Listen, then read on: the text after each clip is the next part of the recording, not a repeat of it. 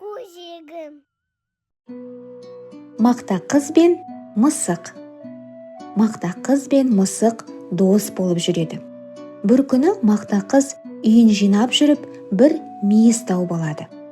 Мысықты шақырады. Шақырады, келмейді, шақырады, келмейді. Сосын келмесен келме деп мейізді өзі жеп қояды. Жеп болған соң мысық келіп, неге шақырдың деп сұрайды. Мақта қыз айтпайды. Сосын мысық айтады, ендеше қатығынды төгем. Мақта қыз, мен құйрығынды кесіп аламын. Мысық қатықты төгеді.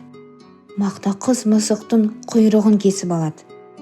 Апа, құйрығымды берші. Менің қатығымды төлеп бер. Содан кейін мысық сиырға жүгіріп барады. Сиыр, маған қатық берші. Менің қарным ашып тұр, маған жапырақ әкеліп бер. Мысық ағашқа барады. Ағаш, жапырағынды берші. Мен шөлдеп тұрмын, су әкелсен, жапырақ беремін. Суға бара жатса, су әкеле жатқан қыздарды көріп, Қыздар, маған су берші.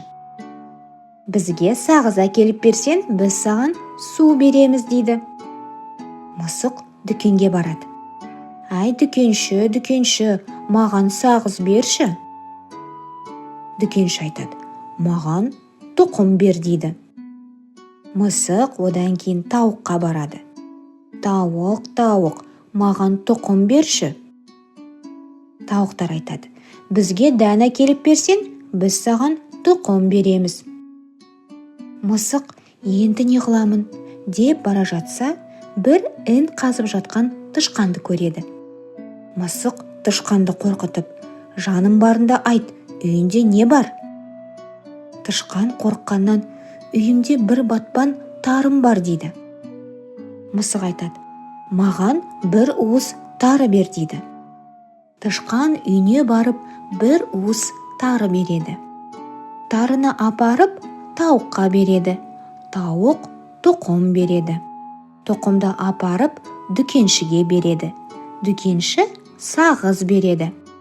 Сағызды апарып, қыздарға береді. Қыздар су береді.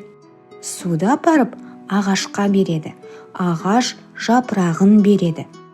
Жапырақты апарып, сиырға береді. Ал сиыр қатық береді.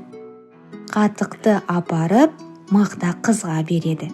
Мақта қыз мысықтың құйрығын береді.